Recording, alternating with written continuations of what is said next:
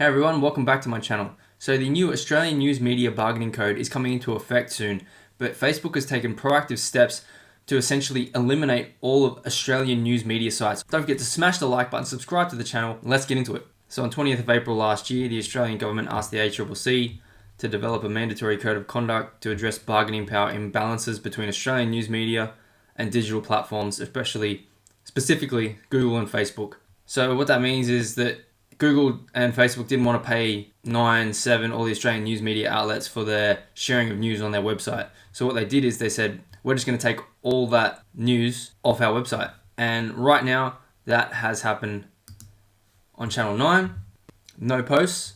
7 News, no posts. But here's a problem. South Australia Health. This is where it's going to become an issue because people are still looking to Facebook for their news about the pandemic.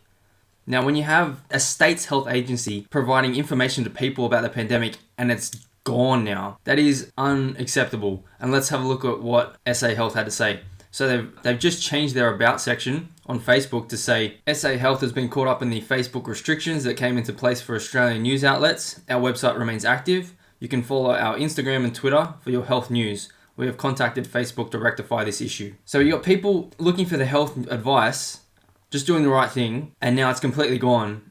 And I understand, yes, you can go to Twitter and Instagram, but some people who would look at Facebook may not necessarily have Twitter and Instagram or know how to use it as well. But it's not just South Australia Health, it's also Queensland Health. They haven't updated their about yet. That's the bigger problem. And then we also have the Bureau of Meteorology. So no one's allowed to know about what's happening with the weather either.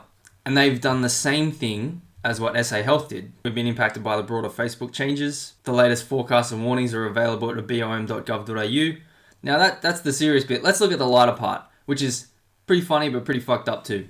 The satirical sites are also being hit. The Shovel Australia is a satirical website that shares literally fabricated news. They've been taken down as well.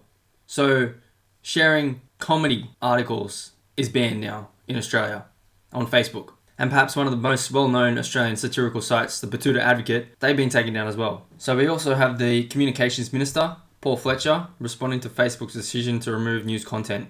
The proposition that if Facebook were to operate in a mode where effectively all content from organisations with a fact-checking process, with employed journalists, with editorial policies is not available on Facebook, then that will surely over time call into question the reliability of information on the platform, and I'm sure that that's something that they will need to reflect on. The proposition that... Wow, call into the reliability of the platform. Have a look at this.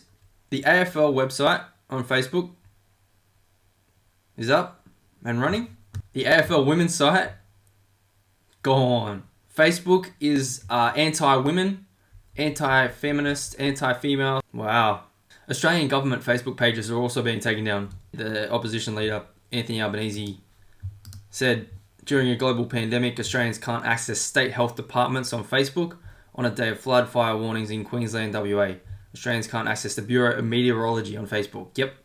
The Morrison government needs to fix this today. Yep, and he says you can still access the information by heading to their websites or here on Twitter. And there's a lot of people in the comments saying to Anthony Albanese, but your Labor Party, the opposition, actually voted for this law, so stop being a hypocrite, which is pretty funny.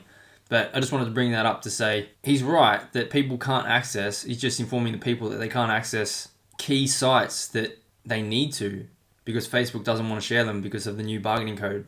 It can get into dangerous territory there, I guess, when there's severe weather events like fires, like floods, and people aren't able to access that information. Facebook's taken the preemptive stance to say we're just taking off all news media, whether it's satirical from the government, from major sources like 9, 7, or whether it's the AFL women's page. Let me know what you guys think in the comments below, what you think of this new news bargaining media code for Australia, what you think of Facebook taking down all these news sites. Smash the like button, subscribe to the channel if you haven't already, share this one out there, and I'll see you in the next one.